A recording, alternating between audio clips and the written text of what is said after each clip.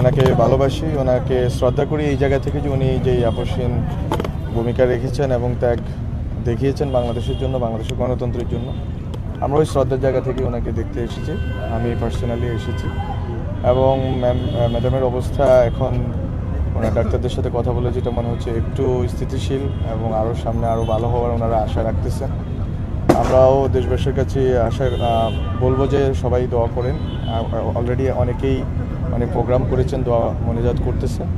আপনারা সবাই আল্লাহর কাছে দোয়া করেন যাতে হচ্ছে উনি সুস্থতার সাথে আমাদের মধ্যে থাকতে পারেন এবং আমরা যাতে এই নির্বাচন থেকে শুরু করে পরবর্তীতে গণতান্ত্রিক রূপান্তর যেটা ঘটতেছে বাংলাদেশে, এই সময়টাতে যাতে ওনাকে পাই, উনি যাতে থাকেন, তাহলে হয়তো বাংলাদেশে একটা স্মুথ ট্রানজিশন হবে এবং উনি এটা দেখে যেতে পারবেন ওনার সেই ত্যাগ এবং ওনার যেই স্যাক্রিফাইস, সেটার ফসল উনি দেখে যেতে পারবেন যে একটা ডেমোক্রেটিক ট্রানজিশন হলে একটা নির্বাচন, যে নির্বাচনের জন্য উনি চেষ্টা করে গেছে, নির্বাচনে একটা গণতান্ত্রিক রূপান্তর ঘটে গেলেও এটা উনি দেখে যেতে পারেন এবং বাংলাদেশ যেন একটা স্টেবল একটা কান্ট্রিতে রূপান্তরিত হয়। তো এই জায়গাগুলো থেকে আসা এবং আমরা এই কামনা করি এবং দেশবাসীকেও বলি যে এই কামনা করেন, আপনারা আল্লাহর কাছে দোয়া করে উনি যাতে সুস্থ হন। আমারই একটা মেসেজই থাকবে সবার কাছে যে এই জিনিসটাকে আমরা কেউই পলিটিক্যালি ভাবে না দেখে আমরা সবাই জানি যে উনি দেশের জন্য কত কিছুই করেছেন। উনি এখন অসুস্থ, আমি এটাই আশা করব আর রিকোয়েস্ট করব সবাইকে যে জিনিসটাকে পলিটিক্যালি ভাবে না দেখে সবাই ওনার জন্য দোয়া করুন যেন উনি তাড়াতাড়ি সুস্থ হয়ে যান। এই একই কথাই বলেছেন যে দেখেন, আমরা সবাই জানি যে ওনার অবস্থাটা যেরকম আমরা চাই সবাই যত দ্রুত ভালো হয়ে যাক, ওই অবস্থায় নাই উনি এখন, বাট স্লাইটলি হয়তো বা ইমপ্রুভ করছেন। আমি নিজেও যখন অসুস্থ হয়েছিলাম, ওনার পরিবারের সবাই আমাকে দেখতে এসেছিলেন।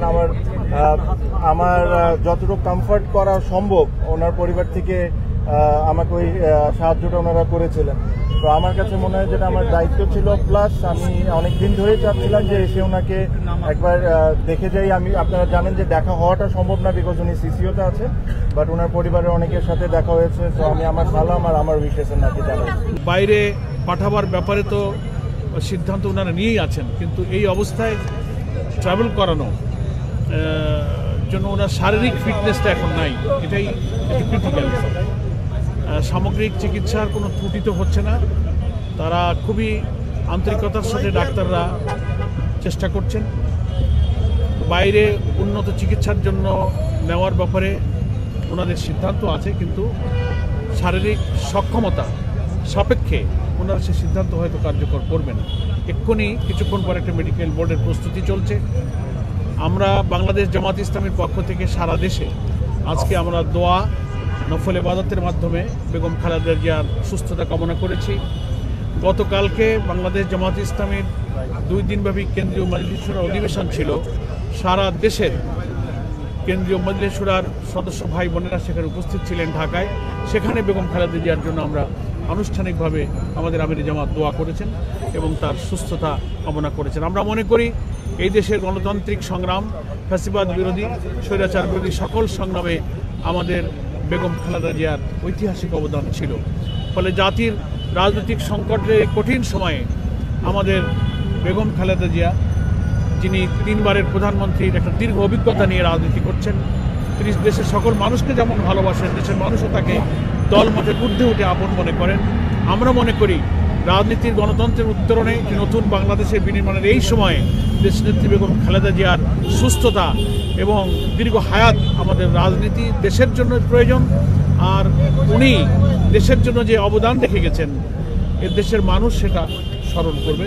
জামাত ইসলামের পক্ষ থেকে আমরা ওনার সুস্থতা এবং দীর্ঘ হায়াত কামনা করি। উনি যেন সুস্থ হয়ে কর্মক্ষম হয়ে আগামী বাংলাদেশ বিনির্মাণের জন্য উনি ওনার দীর্ঘ অভিজ্ঞতা দিয়ে যথেষ্ট অবদান এবং ভূমিকা রাখতে পারেন।